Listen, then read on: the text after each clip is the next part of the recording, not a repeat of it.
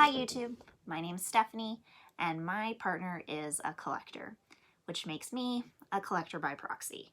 Um, we have a lot of things in our house. We have movies, we have board games, we have books, we have vinyl, we have toys, not so many toys, but we do still have some toys. I, on the regular, enjoy these things. I super love all of the fun stuff that my partner brings into the home. Sometimes it gets a little much for me, but I just enjoy it. And I'm kind of like kind of person that just like goes with the flow. If you ask me what my 10 favorite songs were, I don't have a list. But my partner is definitely the kind of guy. He knows everything about everything we have in our house. He can give you facts, times, dates, and I just kind of don't. So I decided that 2021, I am going to learn about all of the things in my house.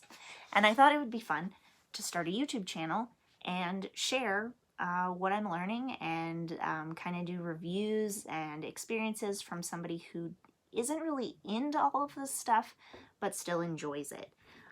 So yeah, if you'd like to join me, the first game that I am going to be reviewing, I'm reviewing a board game. As you can tell behind me, we do have a lot of board games. At one point, I think we had over 200 games in our house, but like this is just one of our shelves. But I think now we have around 175. My partner has committed to paring down the collection.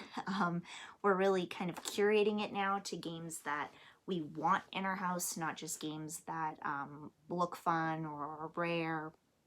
So what I've decided to do is I'm learning the rules to each of these games. I'm going to be doing playthroughs of them with Andrew, and when COVID is done, hopefully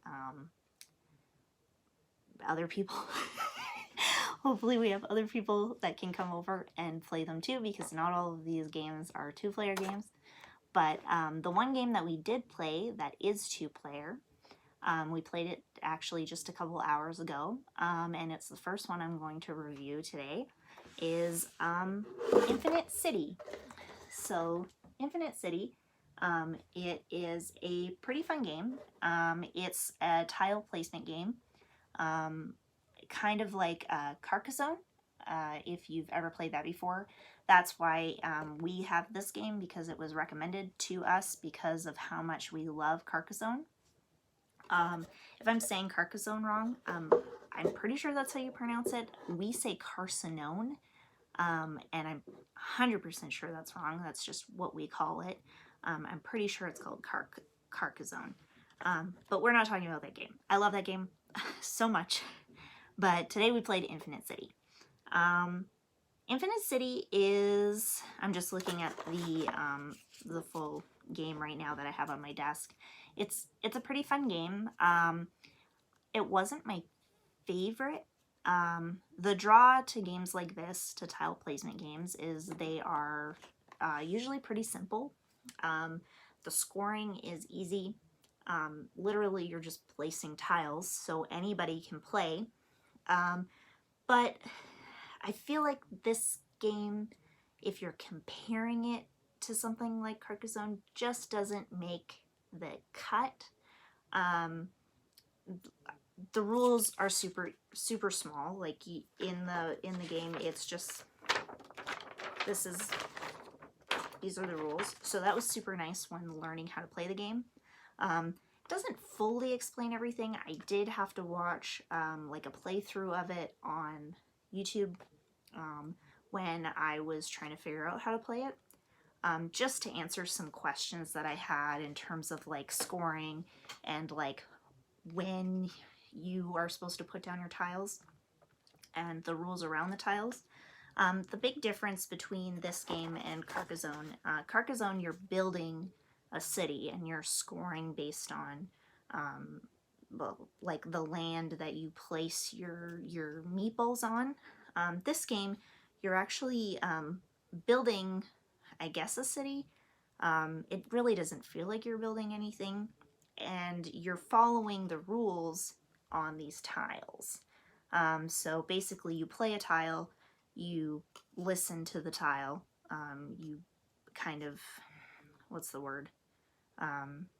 You play whatever it says you have to do, you do it. And then once you, through that, you can like steal other people's cards, you can swap cards, you can take away their score, and stuff like that. But it's really repetitive.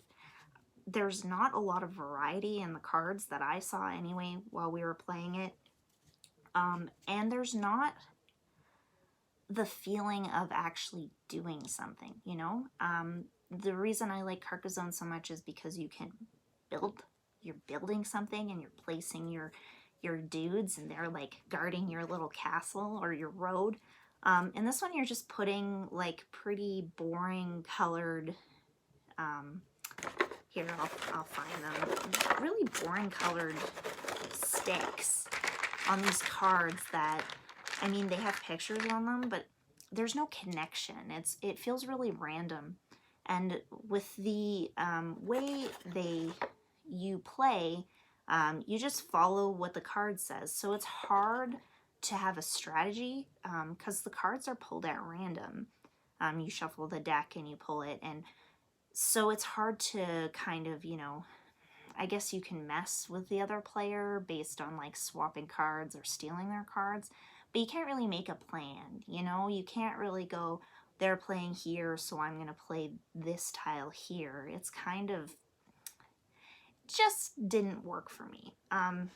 Here I'll show, we have a couple different colors of maple, I guess I'll call them maples, but they're just sticks. They're not even like little dudes. Like we have gray and brown. Like I don't even know why you would put brown as a color, honestly.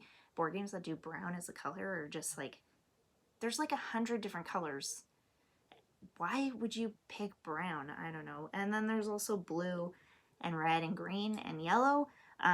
But I don't know. It just didn't do it for me. Now, it sucks that I have a negative review for my first one, but that's the way it goes. This game is fun.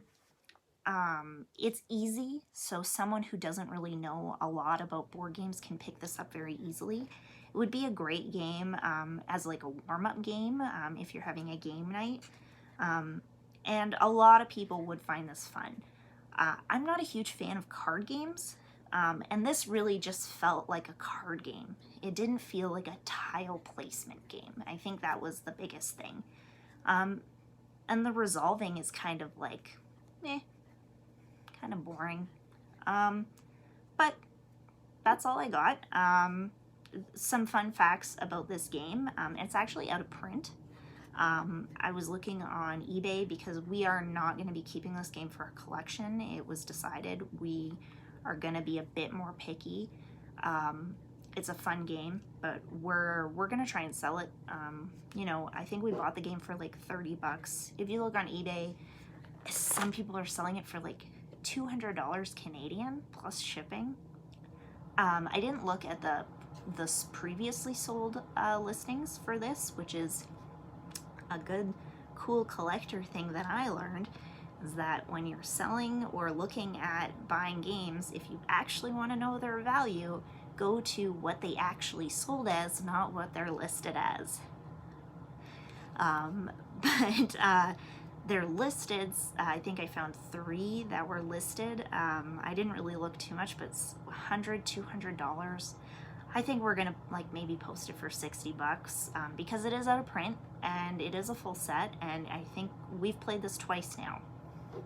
So if somebody likes it, they want it, another collector wants it, and they just want to have it because it's out of print, that's pretty cool.